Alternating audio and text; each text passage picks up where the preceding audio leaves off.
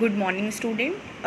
आज का टॉपिक है हमारा प्राइवेटाइजेशन। फर्दर टॉपिक करते हैं हम लोग कर रहे थे economic reform after the 1991 in the Indian economy. ठीक है, सो आज हमारा टॉपिक है लिबरलाइजेशन। हम कर चुके थे प्राइवेटाइजेशन। अब बच्चे नाम से सजेस्ट हो रहा है प्राइवेटाइजेशन। प्राइवेटाइजेशन इज़ बेसिकली जब एलपीजी में से लिबरलाइजेशन हमने पढ़ लिया था, उसका मतलब ये था कि उन्होंने जो है लाइसेंस पॉलिसीज़ को क्या कर दिया था, रिमूव कर दिया था।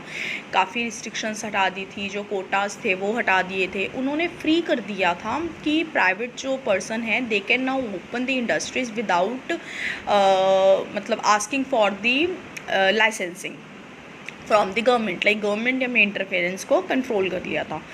But in the privatisation basically इन्होंने सेल ही कर दिया। लाइक जो गवर्नमेंट ओरिएंटेड या गवर्नमेंट कंपनीज थी, इंडस्ट्रीज थी, उनको क्या कर दिया, उनको सेल कर दिया था to the private sector.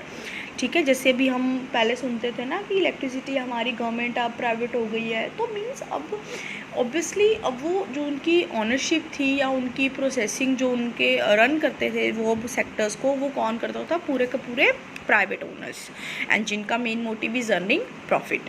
Privatisation is the process of involving the private sector in the ownership and operation of state owned enterprises. जो स्टेट ऑन इंटरप्राइजेस थी उनकी ऑनरशिप में किसको इन्वॉल्व कर लिया गया, प्राइवेट सेक्टर को इन्वॉल्व कर लिया गया। ये दो तरीके से बेसिकली किया जाता था कि outright the sale of government enterprises to the private entrepreneurs. मतलब या तो तुम बेच ही दो पूरा, है ना, गवर्नमेंट ने या तो सारी उसकी ऑनरशिप उनको प्राइवेट वालों को बेच दी। And second is withdrawal of government ownership and management from the mixed enterprises jointly owned and managed by the government and private entrepreneurs. और सेकेंड इन्होंने क्या किया कि सम ऐसी एक इंडस्ट्रीज थी जहाँ पर पब्लिक एंड प्राइवेट मिलकर जो है वो बिज़नेस रन कर रहे थे, वो उन्होंने क्या करी, वो पूरी की पूरी ही उन्होंने किसके अंडर दे दी, प्राइवेट ऑनर्स के अंडर दे दी। सो ये दो वे थे जिनसे मतलब प्राइवेटाइजेशन हुआ। अब बात अराइज होती है बच्चे, एक पॉइंट बहुत इंपॉर्टेंट, डिसइन्वेस्टमेंट। ये आपको एक नंबर में पूछ लेते हैं। Disinvestment is nothing, disinvestment is a policy and instrument in which there is a sale and purchase of shares and bond between the private and the public sector. मतलब public and private sector के बीच में आपके जो sales and purchase होती हैं share की, उनको बोलते हैं disinvestment. Now Y was the need for privatisation. Privatisation की ज़रूरत थी ही क्यों। अब जैसे हमने ऑब्वियसली पीछे कुछ देखा है कि प्राइवेटाइजेशन जब गवर्नमेंट को ओरिएंटेड थे, जो भी उसके डीमेरिट्स थे, ऑब्वियसली तभी से हमें प्राइवेटाइजेशन की ज़रूरत हुई होगी।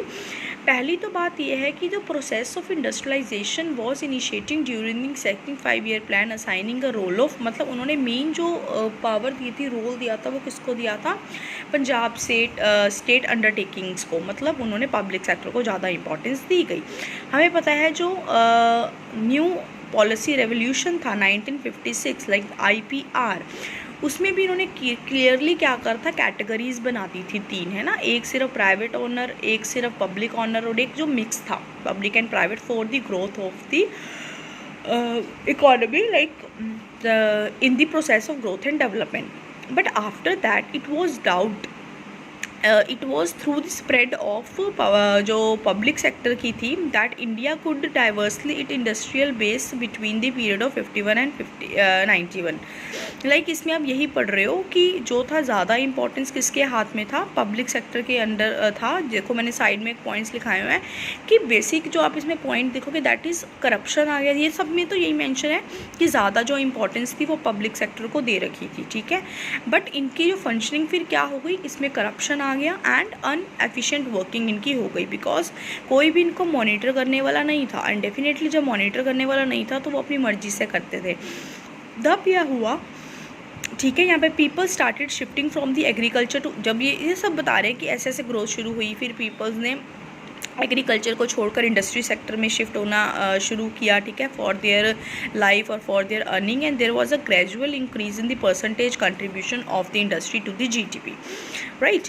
After that most public sector enterprise turn into a social dead weight. Social dead weight means social liability बनने शुरू हो गए। ठीक है, लोन उन पर बहुत ज़्यादा इंक्रीज होना शुरू हो गया क्योंकि अनसस्टेनेबल थे वो। ठीक है, बिकम अनसस्टेनेबल बिकॉज ऑब्वियसली बात है जब आप वर्क अच्छा नहीं करोगे करोगे, है ना, आप इनएफिशिएंटली वर्क करोगे तो डेफिनेटली जो खर्चे हैं वो तो रुकते नहीं हैं और फिर वो लोन आपके ऊपर चढ़ना शुरू हो जाता है। और यही चीज़ हुई, प्रॉब्लम वही आई, लीकेजेस की, इनएफिशिएंसीज़ की, करप्शन की, ये सब चीज़ें आपका इंक्रीज़ होना शुरू हो गया, जिसकी वजह से प्राइवेटाइजेशन जो है करने की ज़रूरत फील हुई। And according to 1991, the government decided to phase out the public enterprises by selling its equity to the private entrepreneurs, और प्राइवेटाइजेशन ने जो है पब्लिक ऑनरशिप की जगह ले ली। So ultimately, in view of their efficient performance, Navratras were to be retained as the public sector enterprises, and indeed the government decided to upgrade their functional freedom with a view to enhancing their competitive strength। ठीक है, Navratras they can ask you in the 1 marks, Navratra is nothing, public sector gave us Navratras 9 jewel of Indian industries beside a होट of mini रतन्स। ठीक है, ये jewellery industries थी, नवरात्रास इसको public sector के अंदर ही रखा गया, राइट। अब बात आती है, सो ये तो था कि why was the need for public sector. अब obviously there was some merits and demerits also, ठीक है, कि क्या हमें इसका फ़ायदा हुआ और क्या नुकसान हुआ। ये ऐसे मतलब काफ़ी ज़्यादा बड़े करके लिखे हुए हैं, you can write a main point in a short points. ठीक है, अब बेसिकली गेन्स क्या हुए, गेन क्या हुए, सबसे पहली बात वही है कि जब हम प्राइवेटाइजेशन होती है तो उनका सेल्फिश इंटरेस्ट होता है, उसके बीच में सेल्फ मोटिव होता है, तो कहीं ना कहीं वो उनको मोटिवेट करता है और वो अपनी 100% कमिटमेंट से काम करते हैं, अपनी 100% जो है एफिशिएंसी से काम करते हैं, तो ऑब्वियसली परफॉर्मेंस इंप्रूव होती है, हाई प्रोडक्टिविटी आती है।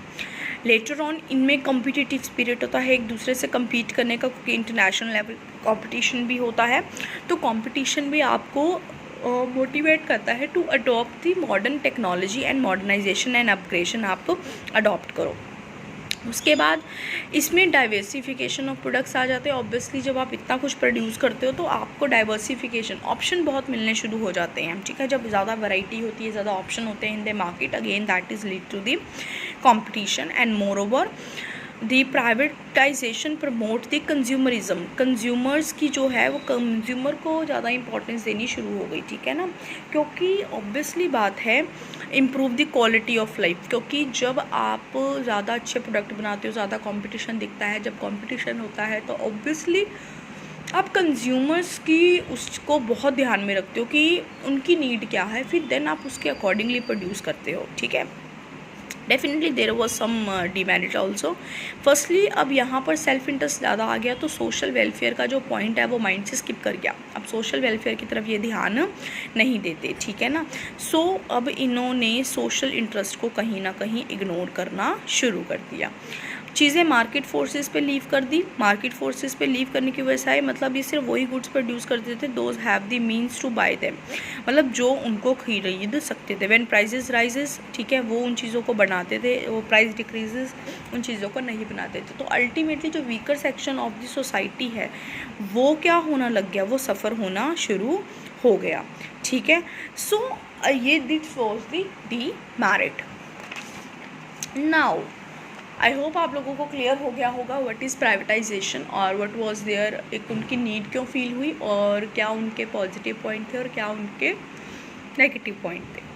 अब हम करेंगे ग्लोबलाइजेशन, लास्ट ईयर एलपीजी का topic, that is globalization. Globalization is ultimately defined as the process in which the industries are free to do their business transactions at the international level, ठीक है, across and increasing the openness, growing economic independence and deepening the economic integration in the world economy। like आप economy में इससे पूरे international level पे जब countries एक दूसरे के साथ अक्रॉस बॉर्डर बिजनेस करती हैं, that is called as your globalisation.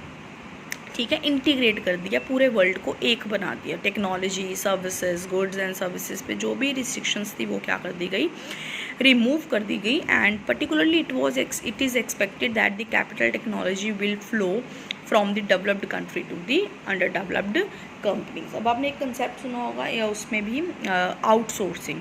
Outsourcing हमें पता ही है, जो चीज़ें हम लोग प्रोड्यूस नहीं कर सकते वो हम आउटसाइड से प्रोड्यूस कराते हैं या उनसे फंक्शनिंग करते हैं, लेते हैं, उसको बोलते हैं आउटसोर्सिंग। तो ये आउटसोर्सिंग एक ग्लोबलाइजेशन का ही एक मेजर पार्ट है। अब इसके अंडर पॉलिसीज़ कौन सी थी? फर्स्ट, कैसे ग्लोबलाइजेशन हुई? First is increase in the equity limit of the foreign investment. पहले देर वॉज द लिमिट कि आप फॉरनर्स से सिर्फ इतनी इन्वेस्टमेंट को अलाउड था इंडिया में करना, कि आप सिर्फ इतनी ही इन्वेस्टमेंट्स इंडिया में करवा सकते हो।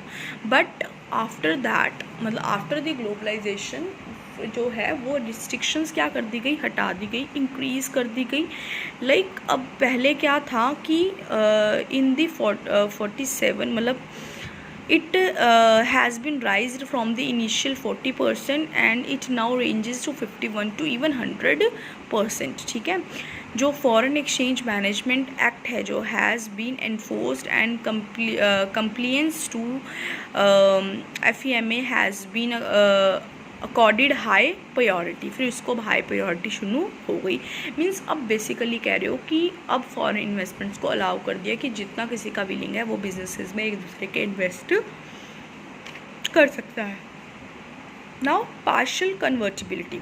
पार्शियल कन्वर्टिबिलिटी का मतलब ये होता है कि मतलब rupees has been allowed for the transaction, following transaction, मतलब उसको आप कन्वर्ट, जो हम एक्सचेंज कहते हैं, मतलब export and import of good and services, payment of interest और dividend on interest and remittances to meet the family expenses, it is called the partial convertibility because it does not cover the capital transaction. मतलब वो जो transactions आप करते हो like आपके खुद के कंजम्पशन के लिए, वो भी अलाउ कर दिया गया। नाउ मीन्स बेसिकली आपको मैं बोलूँ कि layman can easily export and मतलब import the things from the other countries. Like अगर आप कोई चीज़ें वहाँ से ख़रीदना चाहते हो, ऑनलाइन कुछ मंगवाना चाहते हो, तो उसके लिए जो रुपी की कन्वर्टिबिलिटी थी, पहले तो ये फॉरेन एक्सचेंज की ट्रांजैक्शन जो थी वो सिर्फ और सिर्फ कौन हैंडल करता था? आपके गवर्नमेंट के कंट्रोल होती है। अब आप लोग भी देखते हो ना, आप डॉलर्स वगैरह को एक्सचेंज कर लेते हो, आप करना चाहते हो तो आप वेस्टर्न यूनियन में या बैंक से कहीं से भी करा सकते हो। मतलब वो जो है partial convertibility of rupee allow कर दिया गया। ठीक है, अब है लॉन्ग टर्म ट्रेड क्रेडिट। अब ट्रेड क्रेडिट भी मिलने लगे लॉन्ग टर्म।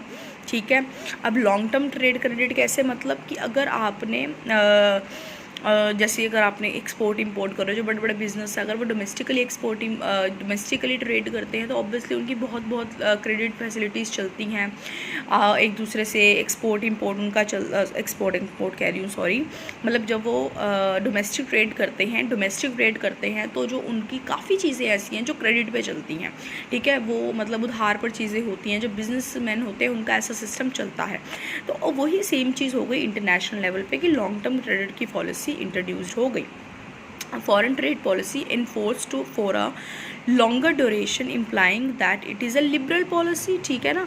अब under this policy all restriction and control on foreign trade has been removed and open the competition is encouraged। ठीक है, क्योंकि जब trade policies long term trade policies हो गई कि अब आप लॉन्ग पीरियड के लिए क्या कर सकते हो? ट्रेड जो है कर सकते हो। मतलब barriers are some bearing some specific goods, most goods are traded free of restriction। अब विदाउट एनी रिस्ट्रिक्शन के आप लोग गुड्स को, मतलब सॉरी मैंने इसको क्रेडिट से रिलेटेड थे। बेसिकली ये जो है आपके जो टैरिफ और नॉन टैरिफ बैरियर्स है वो बैरियर्स हटा दिए गए। ठीक है ना, मतलब लिबरेट कर दिया गया। जो आपने पहले आपको बहुत ज़्यादा हाई फाई टैक्स पे करना पड़ता था, अब वो चीज़ें हटा दी गई और आप लॉन्ग टर्म पर ट्रेड पॉलिसीज़ को फॉलो कर सकते हो। रिस्ट्रिक्शंस तो रिडक्शन ऑफ टैरिफ हो गया, ये भी मैंने आपको बात बोली। उसी पहले वाले पॉइंट में भी समहाउ यही चीज़ है कि अब आपको फ्रीडम दे दी गई, आपके टैरिफ और बैरियर्स जो है वो क्या कर लिए? विड्रॉ कर लिए गए।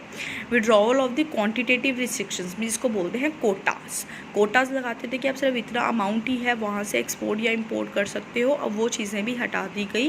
Restriction on the import item has been totally withdraw कर ली गई and this is conformity with India's commitment to World Trade Organization. ठीक है ना। विड्रॉवल कर लिया, क्वांटिटीज़ पर जो रिस्ट्रिक्शन थी वो रिमूव कर दी, टैक्स लिबरल कर लिए गए। अब आपको long term trade policies allow कर दी कि आप लंबे लंबे टाइम पीरियड के लिए जितना चाहे जैसे मर्जी ट्रेड कर सकते हैं, ठीक है। आपको partial convertibility they the, means now you can internationally do transaction your self consumption, ऐसे आप वहाँ से चीज़ें बाय कर सकते हैं अपने लिए, ठीक है। उसके बाद फॉरेन डायरेक्ट जो इन्वेस्टमेंट्स थी वो भी उनकी क्वांटिटी भी क्या कर दी गई, इंक्रीज़ कर दी गई, ठीक है। अब आपका सिर्फ एक टॉपिक रह गया कि एलपीजीज़ की मेरिट्स एंड डिमेरिट्स क्या हैं, और इससे पहले कि अगर कोई डाउट हो यू कैन आस्क।